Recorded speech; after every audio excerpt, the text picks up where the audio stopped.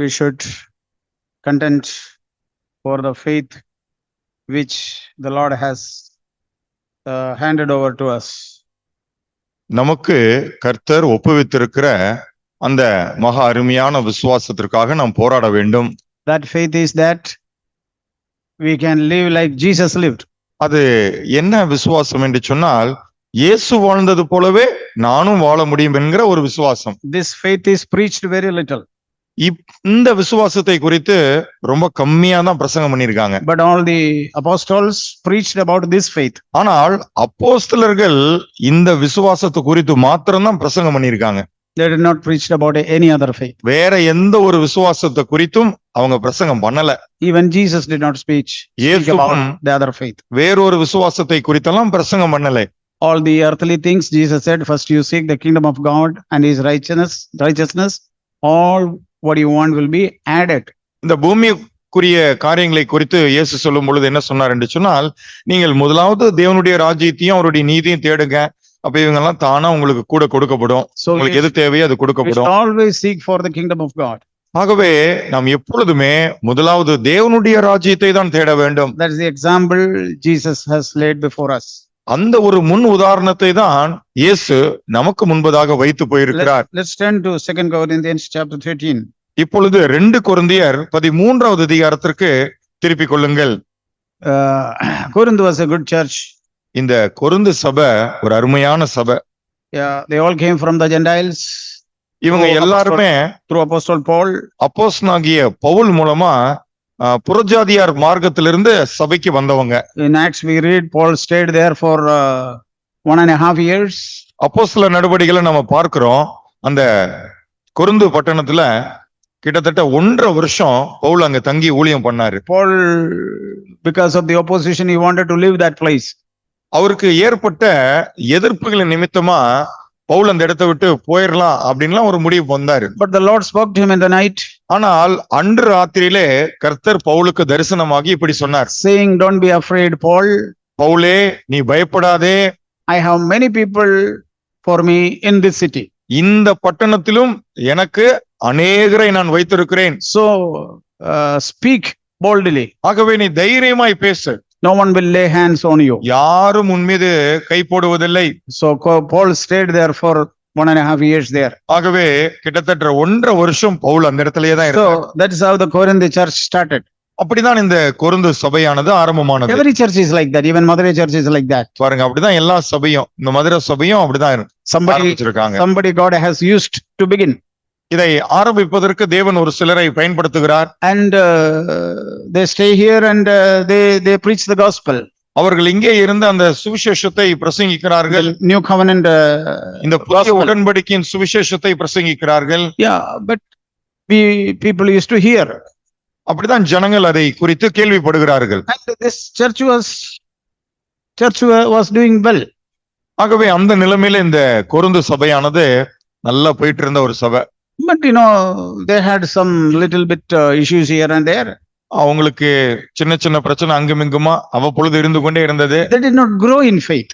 அதனால விசுவாசத்துல அவங்க வளரவே இல்லை. When we have a conflict inside us and between a family, it's very difficult to grow spiritually. பாருங்க, எப்பொழுதெல்லாம் நமக்கு உள்ளாகவும் ஒருவருக்கு ஒருவர் விரோதமாகவும் அல்லது நம்ம குடும்பத்திலையும் முரண்பாடுகள் ஏற்படுகிறதோ அப்ப நம்மால ஆவிக்குரிய வாழ்க்கையில வளரவே முடியாது. See, God cannot build a home or a church if there is a conflict. பாருங்க, எந்த ஒரு குடும்பத்தை எடுத்துக்கிட்டாலும் சரி, சபையை எடுத்துக்கிட்டாலும் சரி, அங்கே சச்சரவுகள், முரண்பாடுகள், சண்டைகள் இருக்கும் என்று சொன்னால் தேவனால் அந்த குடும்பத்தையோ சபையோ கட்ட முடியாது. In a home, if both people, husband and wife, are saying who is big, who is small, or who is first, who is last. இப்ப ஒரு வீட்டுல கணவன் மனைவி இருக்காங்க, அவங்களுக்குள்ள சண்டை, யாரு பெருசு, நம்மள யாரு பெருசு, யாரு கடைசி அப்படிங்கிற சண்டை இருந்துகிட்டே இருந்துச்சுன்னா, if that conflict is there, God cannot build that home. அப்பேற்பட்ட ஒரு சண்டை சச்சரவு அந்த வீட்டுல இருந்து கொண்டே இருந்தால் we have been thinking வீட்டை கட்ட முடியாது. We have been thinking in Coimbatore last week like this. கடந்த வாரத்திலே கோயம்புத்தூர்ல நாங்கள் இப்படிதான் சிந்தித்து கொண்டிருந்தோம். When Solomon began to build the temple, Solomon தேவாலயத்தை கட்ட ஆரம்பித்த பொழுது every stone was completed in the quarry itself. அதற்கு பயன்படுத்தப்பட்ட ஒவ்வொரு கல்லும் கல்குவாரையிலேயே வச்சு பணி தீர்க்கப்பட்டாயிற்று. As a result, there was no noise while it was building. அதனால தேவாலயத்தை கட்டும் பொழுது கட்டப்படுகிற இடத்துல எந்த ஒரு சத்தமும் கேட்கல. That means there is a principle. அப்படின்னா அதுல ஒரு தத்துவம் அடங்கி இருக்கு. Where there is a lot of noise, எங்க கூச்சல் குழப்பம் அதிகமா இருக்கோ God cannot build that. தேவனால் அந்த இடத்துல எதையுமே கட்ட முடியாது. In any family, if there is always an argument and conflict, God cannot build that. பாருங்க, எந்த ஒரு குடும்பத்தை வேண்டும் என்றாலும் எடுத்துக்கொள்ளுங்க. அந்த குடும்பத்துல எப்பொழுது பார்த்தாலும் சண்டை, சச்சரவு அல்லது குழப்பங்கள் இருந்து கொண்டே இருந்தா தேவனால் அந்த குடும்பத்தை கட்டி எழுப்பவே முடியாது. God is waiting to finish that noise. அந்த சப்தம் எல்லாம் அங்க ஓய்ந்து போகிற வரைக்கும் கர்த்தர் காத்து கொண்டிருக்கிறார். It may take many years after being born again. ஒருவேளை அது நம்ம மறுபடியும் பிறந்ததுல இருந்து பல வருடங்கள் எடுக்கலாம். It may be like that. அது அப்படிதான் இருக்கும். As soon as you are born again, you are coming into the church, God is not taking you and building. பாருங்க, நம்ம மறுபடியும் பிறந்த உடனே நம்ம சபைக்கு வந்துடுறோம். உடனடியா நம்மளை எடுத்து தேவன் கட்ட முடியாது. God has to test. முதலாவது தேவன் நம்மை சோதித்து பார்க்க வேண்டிய அவசியம் இருக்கிறது. Every stone must be tested. ஒவ்வொரு கல்லும் பரிசோதித்து பார்க்கப்பட வேண்டிய அவசியம் இருக்கிறது. It is not God's will to delay so much. பாருங்க, அப்படியே ரொம்ப காலம் தாமதப்படுத்தணுங்கிறது தேவனுடைய விருப்பம் கிடையாது. You know, as soon as the children of Israel left Egypt, they were supposed to celebrate a feast to God. இந்த இஸ்ரவேல் ஜனங்கள் எகிப்திலிருந்து விடுதலையாகி வெளியே வந்த உடனேயே தேவனுக்கென்று அவர்கள் பண்டிகையை அவர்கள் அனுசரிக்க வேண்டியது இருந்தது. In the wilderness itself, chapter 5, we read in verse 1 and 2. யாத்ராகமம் 5வது அதிகாரத்திலே பார்க்கிறோம், வனாந்தரத்திலே அவர்கள் தேவனுக்கென்று பண்டிகையை கொண்டாட வேண்டிய ஒரு சூழ்நிலை இருந்துச்சு. But it took 480 years to start the building of the temple. ஆனால் இந்த இஸ்ரவேலர்களுக்கு முதல் தேவாலயத்தை கட்டுறதுக்கு கிட்டத்தட்ட 480 வருடங்கள் பிடித்து விட்டது. Why it took so long? ஏன் அவ்வளவு நீண்ட ஒரு கால தாமதம்? Was it the will of God? அதுதான் தேவனுடைய சித்தமா No, இருந்ததா? that was not the will of God. அது தேவனுடைய சித்தமா இருக்கல. Why it was delayed? ஆனா ஏன் அவ்வளவு பெரிய கால தாமதம்? They were all disobedience. அவர்கள் எல்லோருமே கீழ்ப்படியாதவர்களா இருந்தார்கள். They are just like us. They were born again. பாருங்க, நம்மை போலதான் அவர்களும் மறுபடியும் பிறந்த ஒரு அனுபவம் அவங்களுக்கு இருந்துச்சு. Yeah, they heard the word in the wilderness through Moses. வனாந்தரத்திலே அவர்கள் இருந்த பொழுது மோசேயின் மூலமாக தேவனுடைய சத்தத்தை அவர்கள் கேட்டார்கள். They were all baptized in the Red Sea. அவர்கள் எல்லோருமே சிவந்த சமுத்திரத்தின் ஊடாய் கடந்து ஞானஸ்நானம் எடுத்துக்கொண்டார்கள். They were under the cloud. அவர்கள் மேக ஸ்தம்பத்தின் கீழாய் பிரயாணித்தார்கள். Yeah, that is the symbol of the Holy Spirit. அது பரிசுத்த ஆவியானவருக்கு ஒரு அடையாளமாக இருக்கிறது. They did all these things. பாருங்க, இந்த அத்தனை காரியங்களையும் அவங்க செஞ்சாங்க. Like we have done. நாம எப்படி இந்த செய்றோமோ அது போல. Okay, we are born again. We are chosen out of this world. பாருங்க, நம்ம மறுபடியும் பிறந்தோம், இந்த உலகத்திலிருந்து பிரித்தெடுக்கப்பட்டோம். We have baptized. அதற்கு அப்புறமா ஞானஸ்நானம் எடுத்துக்கொண்டோம். We started hearing the word of God in the தேவனுடைய church. வார்த்தையை நாம் சபையிலிருந்து கேட்க ஆரம்பித்திருக்கிறோம். We are filled with the Holy Spirit. பரிசுத்த ஆவியினாலே நிரப்பப்பட்டிருக்கிறோம். But ஆனாலும் yet there are so many noises. இருந்தும் கூட நம்மில் பலவிதமான சப்தங்கள் எழும்புகிறது. We have no rest. நமக்குள்ளாக ஒரு இளைப்பாறுதலே இல்லை. In our personal life, there is no rest. நம்முடைய தனிப்பட்ட வாழ்க்கையிலும் ஒரு இளைப்பாறுதல் இல்லை. In our home, there is no rest. நம்முடைய குடும்பத்திலும் இளைப்பாறுதல் இல்லை. In our meeting, there is no rest. நம்முடைய கூடுகையிலே ஒரு இளைப்பாறுதல் இல்லை. So what happens? அப்படின்னா என்ன நடக்கும் சொல்லுங்க? God will delay. தேவன் தாமதப்படுத்துவார். I said like this. நான் இப்படிதான் உங்ககிட்ட சொன்னேன். You can be a physical member of the church. பாருங்க, நீங்க சபையினுடைய ஒரு உறுப்பினரா இருக்க முடியும். Physically, you are in the church. சரீர பிரகாரமாக சபையில ஒரு உறுப்பினரா நீங்க இருக்க முடியும். Until you come to the resting place, you cannot be a spiritual member of the body of Christ. நீங்கள் ஒரு இளைப்பாறுதலுக்குள்ளாக கடந்து வராத பட்சத்திலே நீங்கள் சபையிலே ஆவிக்குரிய ஒரு அவயவமாக மாற முடியாது. There's a vast difference between being a physical member of any church and being a member of the body of Christ. பாருங்க, ஒரு சபையிலே சரீர பிரகாரமாக நீங்கள் உறுப்பினராய் இருப்பதற்கும் கிறிஸ்துனுடைய சரீரமாகிய சபையிலே ஒரு அவயவமாய் நீங்கள் மாறுவதற்கும் இடையே பெருத்த வித்தியாசம் இருக்கிறது. We can be many years we are in as a physical member of the church. ஒரு ஸ்தல சபையிலே உறுப்பினராக நீங்க பல வருஷம் அப்படியே இருக்க முடியும். Just like those Israel. அந்த இஸ்ரவேல் ஜனங்களை போல. But they never came to rest. ஆனா ஒருபோதும் அவர்கள் இளைப்பாறுதலுக்குள் பிரவேசிக்கவே இல்லை. 2 Samuel chapter 7. 2 சாமுவேல் 7வது அதிகாரத்துல God gave David rest from all his enemies. தேவன் தாவீதுக்கு அவனுடைய சத்துருக்கள் எல்லாரிடத்திலிருந்தும் ஒரு இளைப்பாறுதலை கொடுத்தார். Then he began to think about the temple of God. அப்போதான் தேவாலயம் கட்டணும், தேவனுக்கென்று ஒரு ஆலயம் கட்டணும்னு தாவீது யோசிக்க ஆரம்பிச்சார். So when will we have that thought even? அப்படின்னா இந்த சிந்தை முதலாவது நமக்கு வர்றதுக்கே எப்ப வரும் சொல்லுங்க? When we have rested from all our efforts. பாருங்க, நம்முடைய கிரியைகளில் இருந்தெல்லாம் நாம் ஓய்ந்து இளைப்பாறுதலுக்குள் பிரவேசிக்கும் பொழுதுதான் இந்த சிந்தையை நமக்கு உதிக்கும். God begins everything with rest. அப்படின்னா தேவன் எந்த ஒரு காரியத்தையும் இளைப்பாறுதலில் இருந்து தான் ஆரம்பிக்கிறார். And you know, David could not build it. பாருங்க, தாவீதால அப்படி ஒரு ஆலயத்தை கட்ட முடியல. Why he could not build it? ஏன் தாவீதால கட்ட முடியல? He was a man of war. அவன் யுத்த புருஷனா இருந்து விட்டான். What do we understand from that? அதிலிருந்து நம்ம என்ன கத்துக்கிறோம்? If you and me are a man of war, of fight, நீங்களும் நானும் யுத்த புருஷராய் யுத்த ஸ்திரீகளா இருப்போம் என்றால் God cannot use us to build the temple, his temple. பாருங்கள், அவருடைய தேவாலயத்தை கட்டுவதற்கு உங்களையும் என்னையும் தேவனால் பயன்படுத்த முடியாது. Why God used Jesus as the putting foundation stone for the church of God? பாருங்க, தேவன் இயேசுவை எடுத்து தன்னுடைய சபையை கட்டுகிறதுல ஏன் மூளைக்கல்லாக வைத்தார்? Because ஏனென்றால் he was a man of peace. அவர் ஒரு சமாதான புருஷனாக இருந்தார். He never fought with anybody. யாரோடு கூடவும் சண்டை போடவில்லை. He has forgiven everybody. எல்லோருக்கும் மன்னித்து விட்டார். He did good to all people. அவர் எல்லோருக்கும் நன்மை செய்தார். He loved all people. சகல ஜனங்களையும் நேசித்தார். He was a man of peace. அவர் ஒரு சமாதான புருஷனாக இருந்தார். So man of peace. ஆகவே ஒரு சமாதான புருஷனா இருக்கும் பொழுதுதான் காரியம் ஆரம்பமாகிறது. Not as a man or woman of war. ஒரு யுத்த மனுஷனாக, யுத்த புருஷனாக, யுத்த ஸ்திரீயாக இருக்கும் பொழுது எதுவுமே ஆரம்பமாக. So what do we have to do? அப்படின்னா நம்ம என்ன செய்யணும்? We should cease all wars. நம்ம எல்லாவித யுத்தங்களில் இருந்தும் ஓய்ந்து விட வேண்டும்.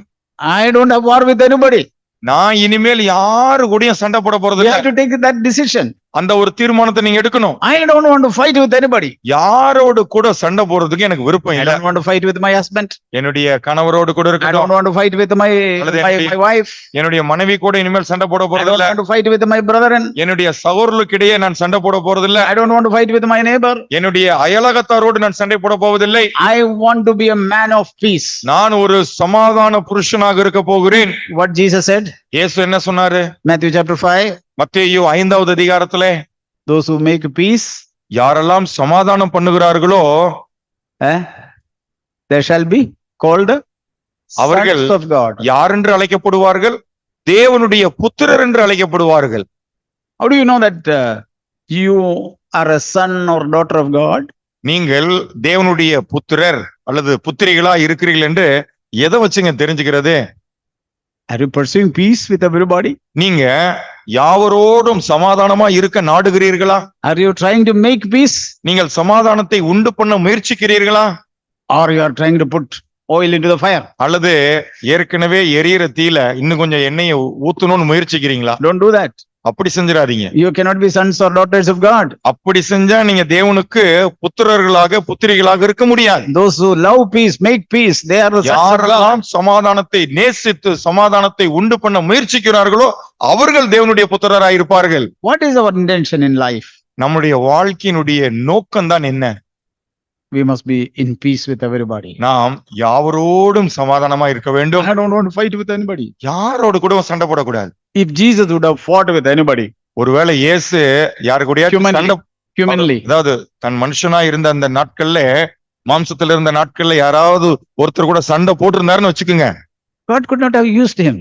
அவரை தேவன் பயன்படுத்திருக்கவே முடியாது. Because God will not change his word. ஏனென்று சொன்னால் தேவன் ஒருபோதும் தன்னுடைய வார்த்தையை மாற்றிக்கொள்ள A மாட்டார். man of war cannot build the temple of ஒரு God. யுத்த மனுஷனா இருக்கிற நபர் தேவனுடைய ஆலயத்தை கட்டவே முடியாது. God had called each one of us to build the temple of God. பாருங்கள், உங்களையும் என்னையும் நாம் ஒவ்வொருவரையும் தேவனுடைய ஆலயத்தை கட்டுவதற்கே தேவன் நம்மை அழைத்திருக்கிறார். What is the first thing we need to have? அதிலே நமக்கு இருக்க வேண்டிய முதலாவது காரியம் என்ன? We should cease all the wars. எல்லா யுத்தத்திலிருந்து நம்ம ஓய்ந்து விட வேண்டும். From today onwards we say, ஆகவே இன்று முதல் நம்ம என்ன சொல்லணும்? Lord, from today onwards I cease all the war. ஆண்டவரே, என்னுடைய கிரியைகள் எல்லாவற்றிலிருந்தும் இன்று முதல் நான் ஓய்ந்து விடுகிறேன். I don't want to make war with anybody. யாரோடு கூடவும் இனிமேல் நான் சண்டை போட போவதில்லை. Even the people come to war with me, I will not war. மற்ற ஜனங்கள் என் கூட சண்டை போடுறதுக்கு வந்தாலும் நான் சண்டை போட மாட்டேன்.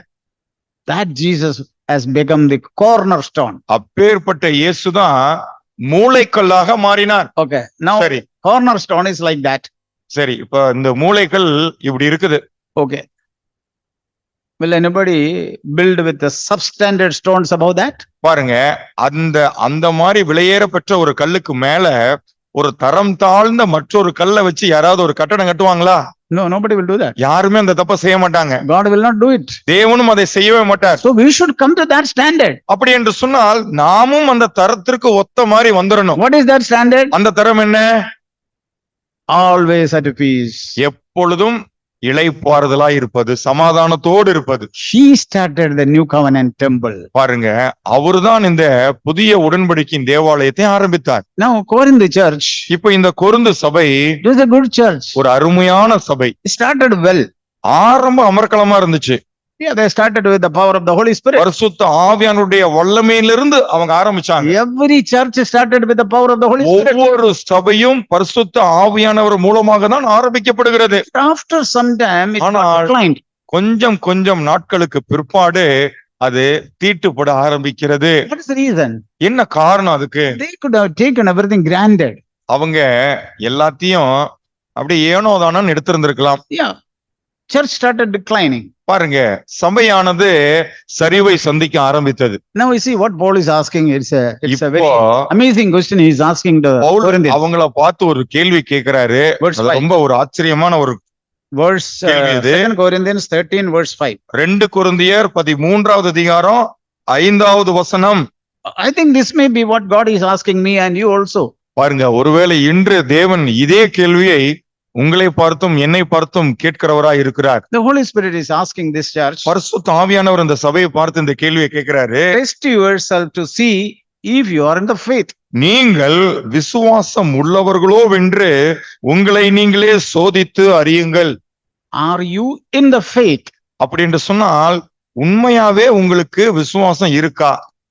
No, are you in the faith? நீங்கள் இந்த விசுவாசத்தில் இன்னும் நிலைத்து கொண்டிருக்கிறீர்களா? Oh brother, we are all in the faith. சகோதரனே, என்ன சொல்றீங்க? நாங்க எல்லாருமே இன்னும் விசுவாசத்துலதான் நிலைத்திருக்கிறோம். We come to the church. நாங்க சபைக்கும் வர்றோங்க. We sing songs. We நல்ல pray. பாட்டு பாடுறோம், ஜெபிக்கிறோம், We listen to the message. செய்தி எல்லாம் கேட்கிறோம். We are in the faith. அப்படின்னு எங்களுக்கு விசுவாசம் இருக்கு இல்லையா? That is not the test of faith. இல்ல, இந்த விசுவாசத்தினுடைய பரீட்சை இது கிடையாது. No, that is not the test of faith. இல்ல, நமக்கு விசுவாசம் இருக்குங்கிறதுக்கான பரீட்சை இது இல்ல. Paul is saying, பவுல் என்ன சொல்றார்? test yourself. உங்களையே நீங்கள் சோதித்து பாருங்கள். Examine yourself. உங்களையே நீங்கள் நிதானித்து அறியுங்கள். Test and examine. நீங்கள் உங்களையே சோதித்து நிதானித்து அறியுங்கள். Do you not recognize this about yourself? That Jesus Christ is in you, unless indeed you fail the test. இயேசு கிறிஸ்து உங்களுக்குள் இருக்கிறார் என்று உங்களை நீங்களே அறியீர்களா? நீங்கள் பரீட்சைக்கு நில்லாதவர்களாய் இருந்தால் அறியீர்கள். That means, அப்படின்னா if you fail the test, நீங்கள் அந்த பரீட்சையில தோற்று போனால், if you fail the temptation, நீங்கள் சோதனையின் நேரத்திலே வீழ்ச்சி அடைந்து போனால், Jesus is not in you. இயேசு கிறிஸ்து உங்களுக்குள் இல்லை என்று அர்த்தம். Is it wondering? இது Bible says like that. வியப்பா இருக்கா நமக்கு? ஆனா வேதம் அப்படிதான் சொல்லுது. Those people in Corinth, they were taking the part of somebody, taking part of Paul, somebody Apollos, somebody Cephas, somebody Jesus. இந்த கொரிந்து சபையார் என்ன பண்ண ஆரம்பிச்சிட்டாங்கன்னா, அப்படியே அணி சேர ஆரம்பிச்சிட்டாங்க. நாங்கெல்லாம் பவுலுடைய அணி, அப்புறம் இன்னும் கொஞ்சம் பேர் நாங்க பேதுருவை சார்ந்தவர்கள், இன்னும் கொஞ்சம் பேர் நாங்கெல்லாம் வந்துட்டு அப்போலோவை சார்ந்தவர்கள் என்று கோஷ்டியா பிரிய ஆரம்பிச்சிட்டாங்க. They had jealousy inside them. அவங்களுக்குள்ளாக பொறாமை இருந்தது. And Paul says, you are all infants. ஆகவே பவுல் அவர்களை பார்த்து சொல்லுகிறார், நீங்கள் எல்லாம் குழந்தைகளா இருக்கிறீர்களே. You cannot take the hard food. உங்களுக்கு கடினமான ஆகாரத்தை உங்களால புசிக்கவே முடியலையே. They were all, proud about their faith and their about Paul and about Cephas. பாருங்க, அவங்களுடைய விசுவாசத்தை குறித்து அவர்கள் பாராட்டி கொண்டார்கள்.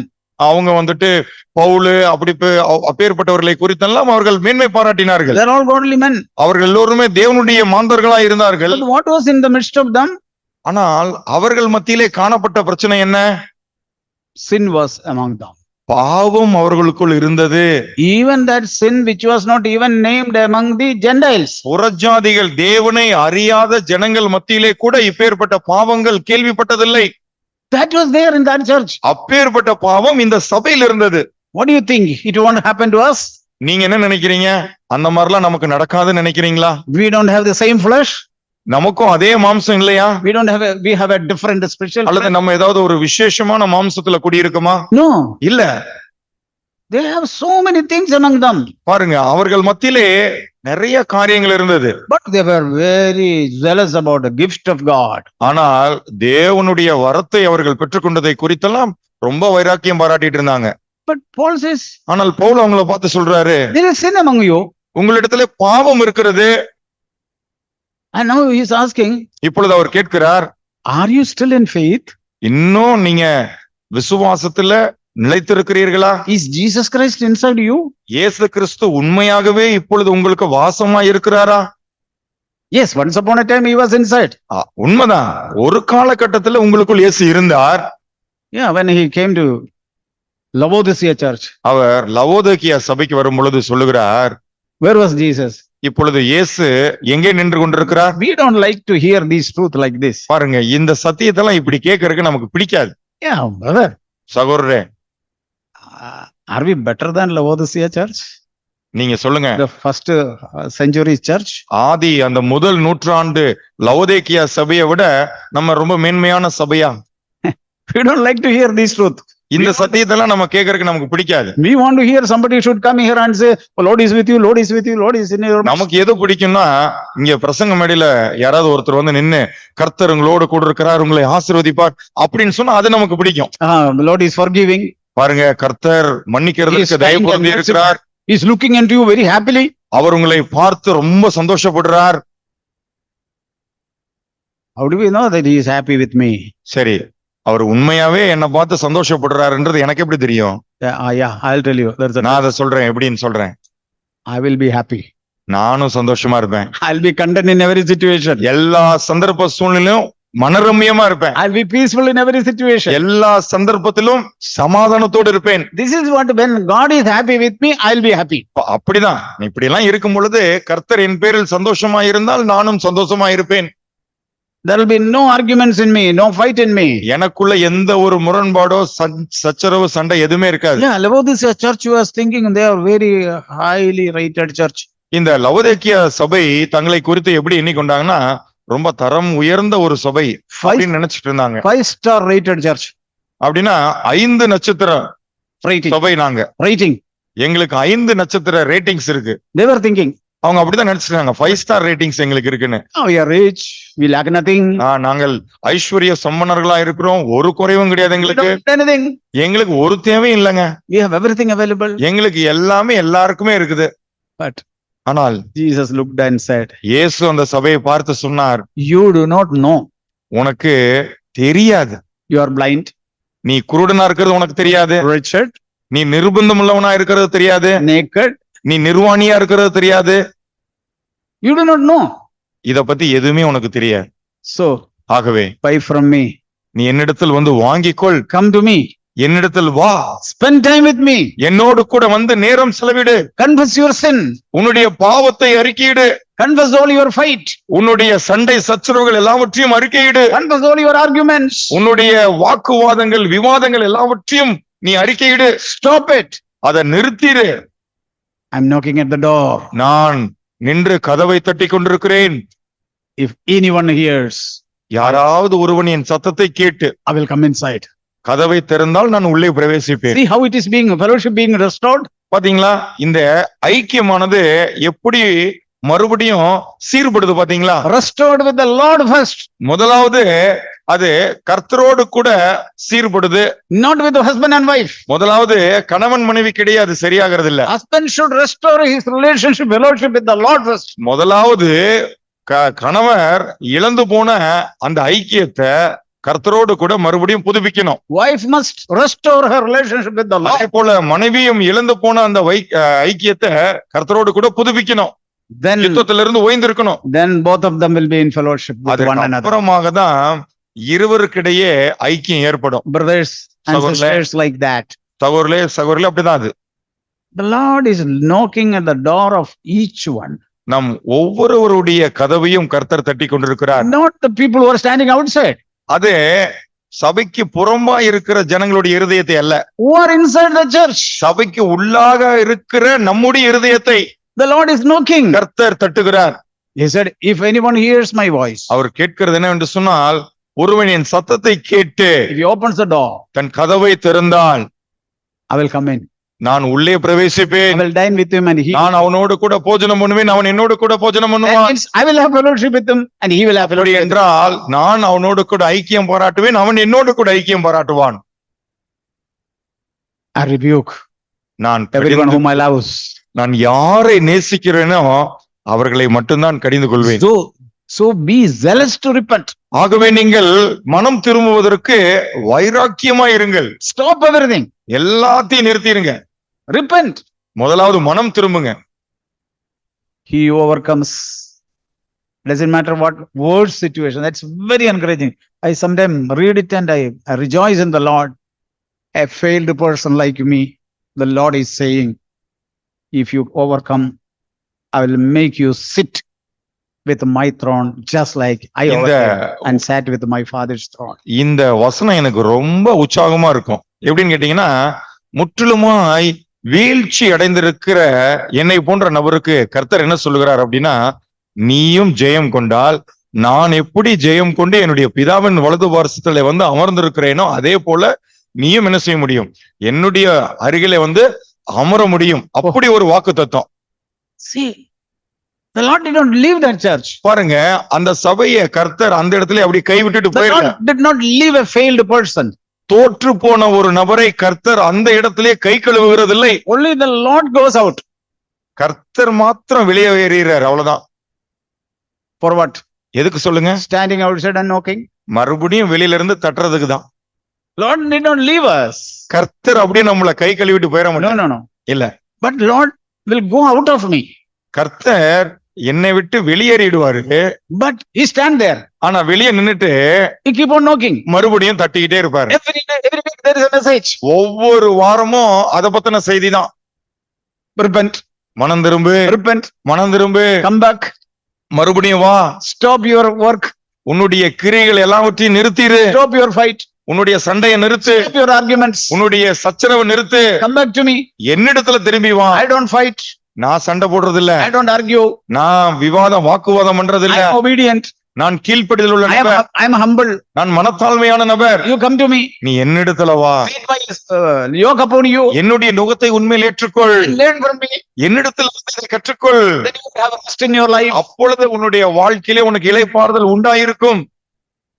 Then you will also overcome. Then you will also overcome. அப்பொழுது நீயும் ஜெயம் கொள்வாய். And you will sit with me. நீ ஜெயம் கொண்டு என்னோடு கூட வந்து அமருவாய். What a wonderful promise. அப்படி என்று சொன்னால் சோர்ல இது எவ்வளவு ஒரு அருமையான வாக்குத்தத்தம் இது.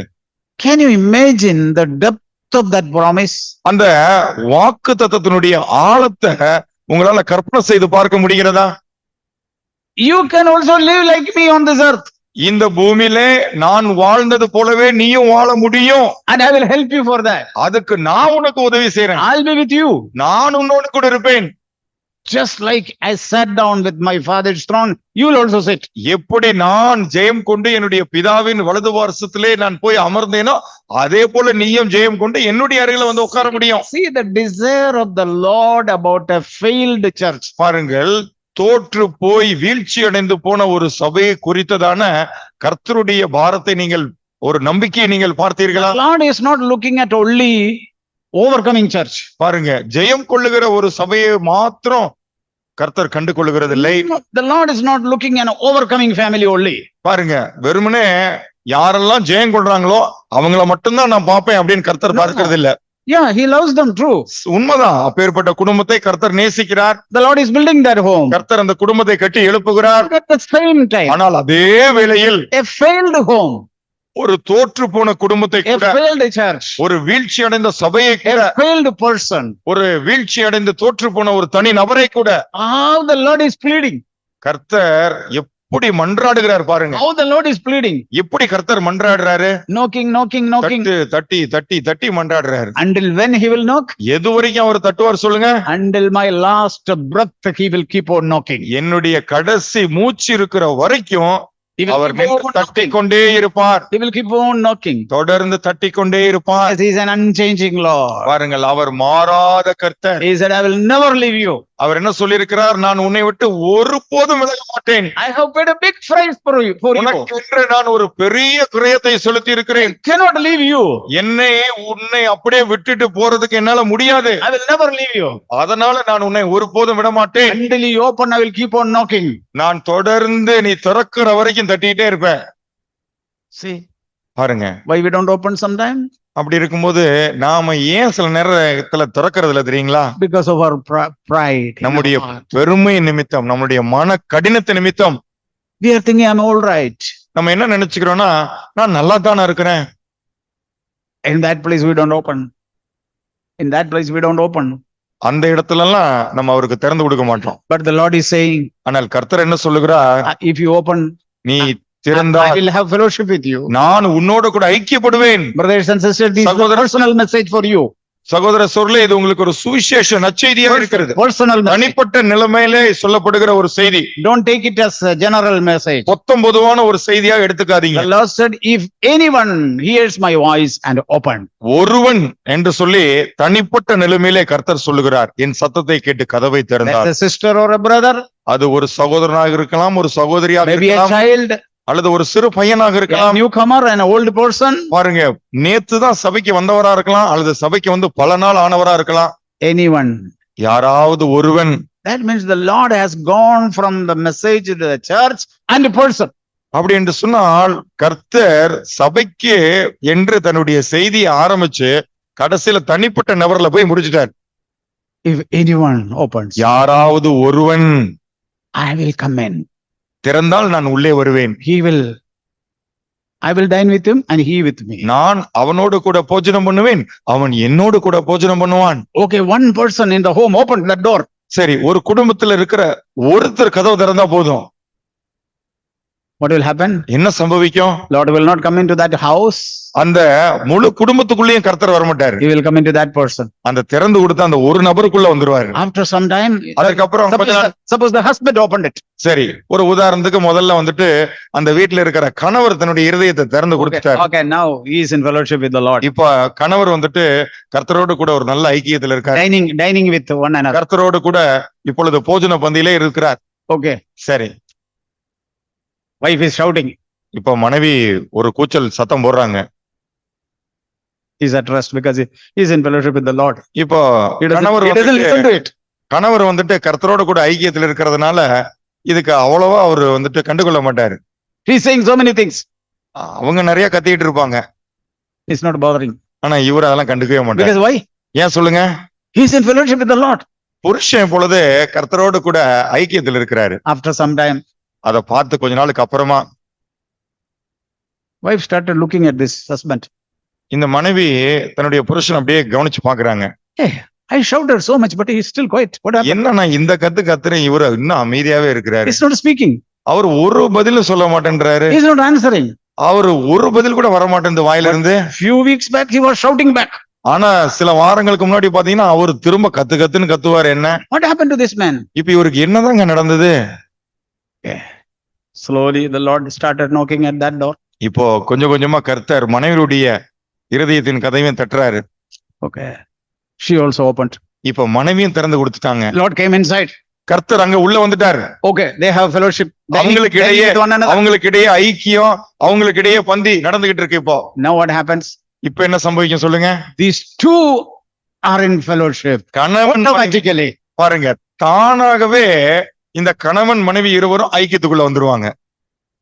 No compulsion. கட்டாயப்படுத்த வேண்டிய அவசியமே இல்ல. They have great joy in the home. அவங்களுடைய வீட்டுல பெருத்த சந்தோஷம் இருக்கும். Why? ஏன்? Both have opened the door. இரண்டு பேருமே கர்த்தருக்கு கதவை திறந்து கொடுத்துட்டாங்க. Inside both the Lord is dwelling. அவங்க இருவருக்குள்ளாகவும் கர்த்தர் வாசமா இருக்கிறார். And now இப்போ the Lord is always in their midst. அவர்கள் மத்தியிலே கர்த்தர் எப்பொழுதும் வாசமா இருக்கிறார். A small church begin there. பாருங்க, ஒரு சிறிய சபை அங்க ஆரம்பம் ஆயிருச்சு. Between whom? யாருக்கு இடையில? Husband and wife. கணவன் மனைவி இடையே A small church started. ஒரு சிறிய சபை ஆரம்பமாகி விட்டது. Big numbers are not there. பாருங்க, எண்ணிக்கையில பெருங்கூட்டம்லாம் அங்க இல்ல. But there is a great joy. ஆனா அவர்களுக்குள்ளாக மிகுந்த மனமகிழ்ச்சி, A great peace there. பெருத்த சமாதானம். Children started seeing, இத பிள்ளைங்க கூர்ந்து கவனிக்கிறாங்க. what happened to my parents? என்னுடைய அப்பா அம்மாவுக்கு என்னதான் நடந்துச்சு? Few weeks back, I have seen they were quarreling and fighting. சில வாரத்துக்கு முன்னாடி பார்த்தா ரெண்டு பேரும் ஒருத்தருக்கு ஒருத்தர் கத்தி பயங்கரமா சண்டை போட்டுக்குவாங்க. What happened to them? ஆனா இப்ப அவங்களுக்கு என்ன நடந்துச்சு? They started opening the door. அவங்களும் இப்ப கதவை திறக்க The ஆரம்பிக்கிறார்கள். Lord came in. கர்த்தர் உள்ளே பிரவேசிக்கிறார். What happened? அப்ப இங்க என்ன நடக்குது? Two become three people and three became one. பாருங்க, ரெண்டு பேர் மூணா மாறிட்டாங்க. இப்ப மூணு பேர் எல்லாம் ஒருமித்து மாறிவிட்டார்கள். See, this is the way. பாருங்க, இப்படிதான் கர்த்தர் செய்வார். That is how we all need to come to the church. இப்படி இருந்துதான் நம்ம எல்லாரும் சபைக்கு வர வேண்டும். See the great work that Lord wanted to do in us. நமக்குள்ளாக கர்த்தர் செய்ய விரும்புகிற இந்த மகா பெரிய கிரியை என்னவென்று நீங்கள் புரிந்து கொண்டீர்களா? See what Paul is asking to the Corinthians? இந்த கொரிந்து பட்டணத்தை சபையை பார்த்து பவுல் என்ன கேட்கிறார்? Test, பரீட்சை, examine நீங்க சோதிச்சு பாருங்க. whether you are in faith. நீங்கள் இன்னும் விசுவாசத்திலே நிலை கொண்டிருக்கிறீர்களா? Don't say I came to the faith 20 years ago. 20 வருஷத்துக்கு முன்னாடியே நான் அந்த விசுவாசத்துல வந்துட்டேன்னு இப்ப சொல்லாதீங்க. The Lord is not asking about that. இல்ல, அந்த நாளை குறித்து இன்று தேவன் கணக்கு கேட்கல. Today. இன்னைக்கு கணக்கு தான் இன்னைக்கு கேட்கிறாரு. Are you in faith today? இன்று நீங்கள் இந்த விசுவாசத்திலே நிலைத்திருக்கிறீர்களா? Is Christ inside you? கிறிஸ்து உங்களுக்குள் வாசமாயிருக்கிறாரா? How do we know? அதை எப்படி நம்ம தெரிஞ்சுக்கிறது? We don't fail the test. சோதனையின் வேளையிலே நாம் தோற்று போக மாட்டோம். In temptation we don't fail. சோதனையின் மத்தியிலே நாம் தோற்று போக மாட்டோம். We don't compromise in temptations. பாருங்கள், பாவம் என்கிற அந்த சோதனை வரும் பொழுது நாம் அங்கே சமரசம் செய்ய மாட்டோம். Because why? ஏன் சொல்லுங்க? Christ who overcame the temptation is dwelling in me. சோதனைகளை ஜெயம் கொண்ட கிறிஸ்து எனக்குள் வாசமாயிருக்கிறார். What is this secret of the new covenant? இந்த புதிய உடன்படிக்கையின் ரகசியம் தான் என்ன? You know what is the secret of the new covenant? இந்த புதிய உடன்படிக்கையினுடைய ரகசியம் என்னதென்று நீங்கள் புரிந்து கொண்டீர்களா? Say it is here. I இங்க think, இருக்கு. and in Colossians அது கொலோசியர்ல இருக்கு. chapter 1. கொலோசியர் 1வது அதிகாரம்.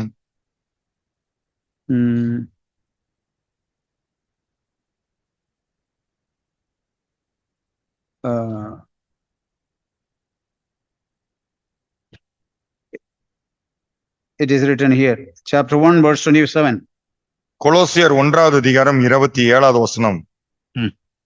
கிறிஸ்துவானவர் மகிமையின் நம்பிக்கையாக உங்களுக்குள் இருப்பதே அந்த ரகசியம். What is the secret of what is the mystery? பாருங்க, என்ன ரகசியம் அது சொல்லுங்க? The riches of the glory of the mystery among the Gentiles, which is Christ in you. புறஜாதிகளுக்குள்ளே விளங்கிய இந்த ரகசியத்துள்ள மகிமையின் ஐஸ்வர்யம் என்னதென்று பாருங்கள். அது என்னவென்று சொன்னால், கிறிஸ்துவானவர் மகிமையின் நம்பிக்கையாக உங்களுக்குள் இருப்பதே அந்த ரகசியம். Not in the midst of you only. உங்கள் மத்தியில் மாத்திரமல்ல, not in your mouth, உங்களுடைய வாயில் மாத்திரமல்ல, not in your intellectual understanding, உங்களுடைய புத்தி அறிவிலே மாத்திரமல்ல, the hope of the glory Christ is in you. பாருங்கள், மகிமையின் நம்பிக்கை என்னவென்று சொன்னால், கிறிஸ்துவானவர் உங்களுக்குள் வாசமாய் இருப்பதுதான் அந்த ரகசியம். Who sat in heaven பாருங்கள், பரலோகத்திலே வீற்றிருக்கிற அவர், millions of angels were worshipping him. கோடான கோடி தேவ தூதர்கள் அவரை தொழுது கொண்டிருக்கிறார்கள். Where is he now? ஆனால் அந்த கிறிஸ்து எங்கே இருக்கிறார் இப்பொழுது? Where is he? இப்பொழுது அவர் எங்கே இருக்கிறார்? எங்கே உட்கார்ந்து He கொண்டிருக்கிறார்? is in me. எனக்குள்ளாக அவர் He இருக்கிறார். is in my home. என்னுடைய இல்லத்திலே அவர் இருக்கிறார். He is in my church. என்னுடைய சபையிலே அவர் இருக்கிறார். That is the hope. அதுதான் அந்த நம்பிக்கை. That is what make me and you rich. அதுதான் உங்களையும் என்னையும் ஐஸ்வர்யம் உள்ளவர்களாய் மாற்றுகிறது. Spiritually rich. ஆவிக்குரிய ரீதியிலே ஐஸ்வர்யம் உள்ளவர்களாய், Not physically rich. சரீர பிரகாரமான ஐஸ்வர்யம் கிடையாது. What's the spiritual richness? ஆவிக்குரிய ஐஸ்வர்யம் என்றால் என்ன? Abundant joy, பாருங்க, peace. பரிபூர்ணமான சந்தோஷம், ஒரு முழுமையான சமாதானம், Always at peace. எப்பொழுதுமே இளைப்பாறுதலோடு இருப்பது. Yeah, the boat is, singing. பாருங்க, படகு என்னமோ மூழ்கிட்டு தான் இருக்குது. But ஆனா how Jesus was? இயேசு அந்த நேரத்துல என்னவா எப்படி இருந்தாரு? Sleeping. தலகாணி வச்சு நல்லா தூங்கிட்டு இருந்தாரு. The disciples had to shake him to wake up. ஈஸ்வர்கள் போய் அவரை ஒரு குலுக்கி தான் எழுப்ப வேண்டியதா இருந்துச்சு.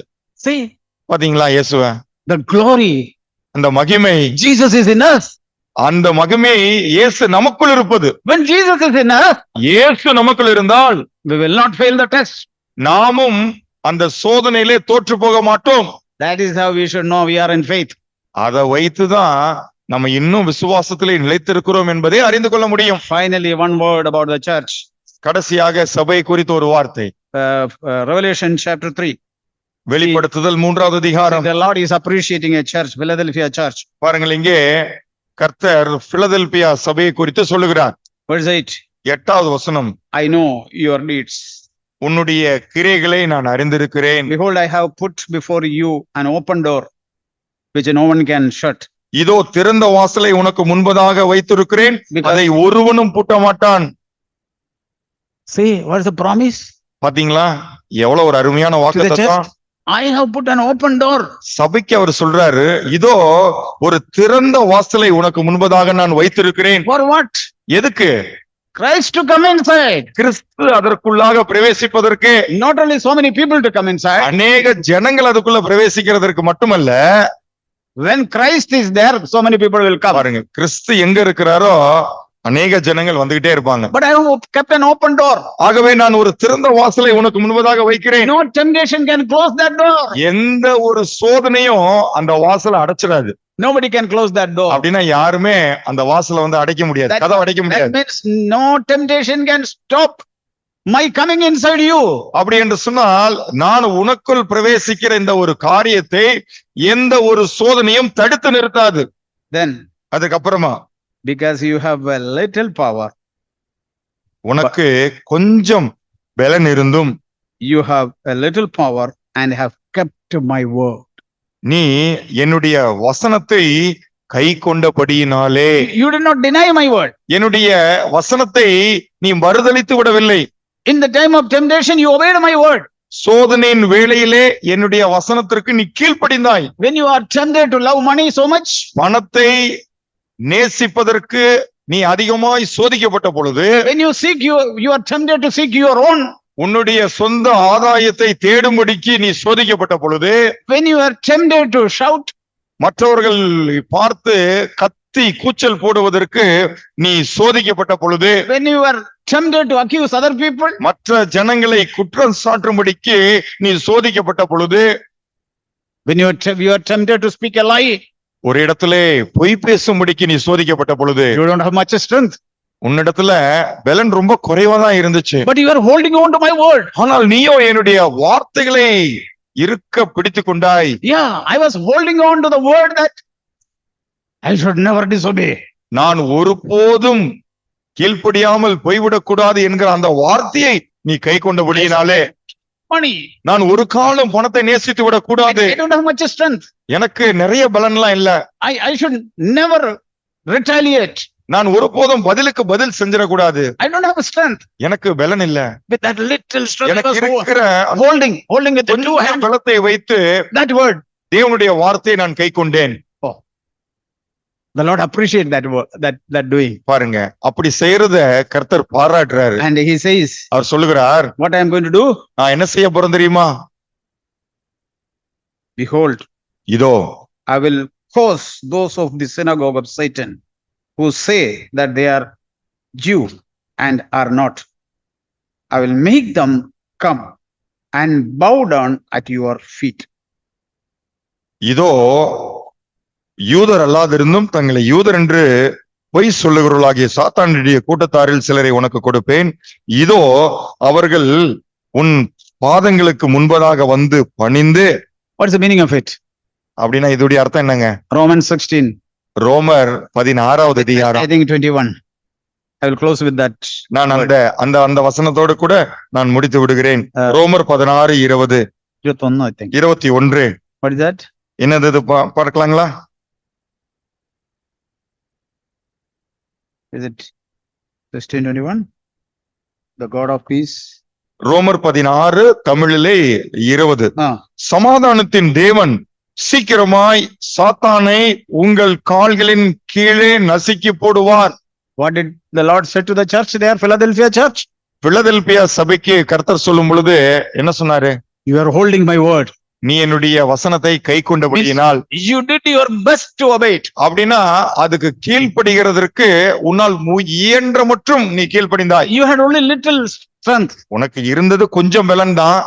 You are holding on to that. ஆனால் அதை வைத்துக் கொண்டு என்னுடைய வசனத்தை நீ கை கொண்டாய். Lord, in this temptation, somehow I don't want to become agitated in my heart. ஆண்டவரே, இந்த சோதனையிலே என்னுடைய இருதயத்திலே நான் கலக்கம் அடைய விரும்பவில்லை. Holding on to that word. அப்படி அந்த வார்த்தை நீங்க கை கொண்டபடியினால், I don't want to speak a lie in this. ஆண்டவரே, இந்த இடத்துல நான் பொய் பேசிடக்கூடாது. Lord, I don't want to lust with my eyes. என்னுடைய கண்களால் நான் இச்சிக்க கூடாது. I don't want to seek my own in this place. இந்த இடத்திலே எனக்கானதை நான் தேடக்கூடாது. I don't have strength. எனக்கு நிறைய பலன் இல்ல. Holding on to it. இருக்கிறது கொஞ்சம், அதை இறுக்கமா பிடிச்சுக்கிறேன். What the Lord is saying? கர்த்தர் என்ன சொல்றாரு? I will also keep you. நானும் உன்னை காத்துக்கொள்வேன். What will happen? என்ன சம்பவிக்கும்? I will bring Satan. சாத்தானை Where he will bring? எங்க கொண்டு வந்து போடுவாராமா? எங்க கொண்டு வந்து போடுவாரு? Whose leg? யாருடைய கால்களுக்கு கீழாக?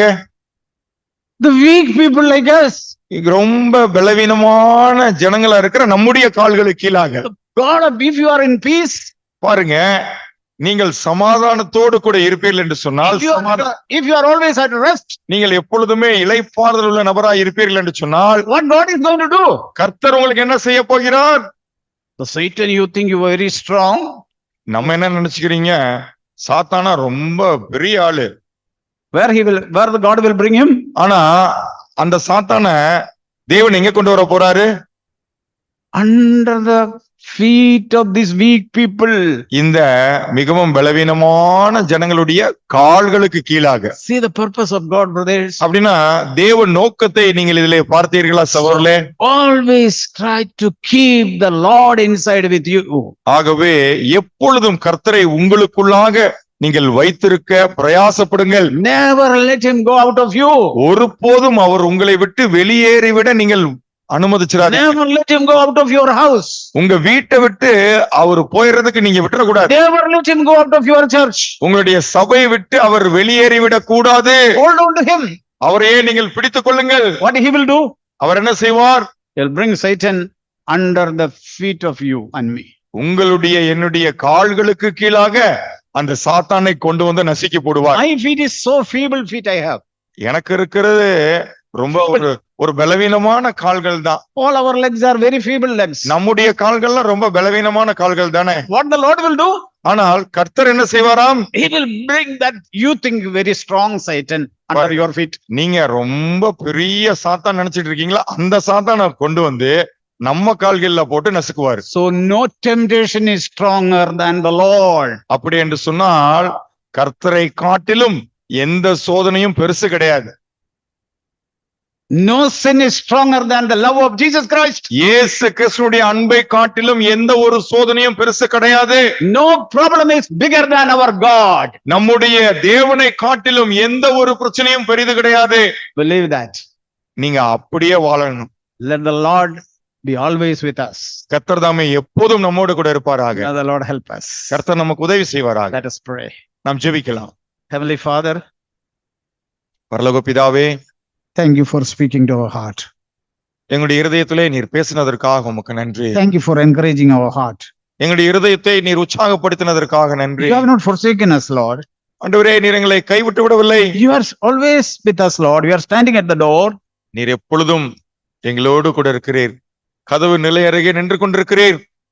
Help us to open this door, Lord. ஆண்டவரே, எங்களுடைய மன கதவை நாங்கள் திறந்து விட எங்களுக்கு உதவி செய்யுங்க. So that you may come inside நாங்க திறந்தால் மாத்திரமே நீர் உள்ளே வர முடியும். and we may have fellowship with you. ஆண்டவரே, அப்பொழுதுதான் நாங்கள் உங்களோடு கூட ஐக்கியம் கொள்ள முடியும். Thus we will not fail the test in our life. அதன் மூலமாக எங்களுடைய வாழ்க்கையிலே வருகிற பரீட்சைகளிலே சோதனைகளே நாங்கள் தோற்காமல் இருப்போம். If you are inside us, we will not Dear. fail the test.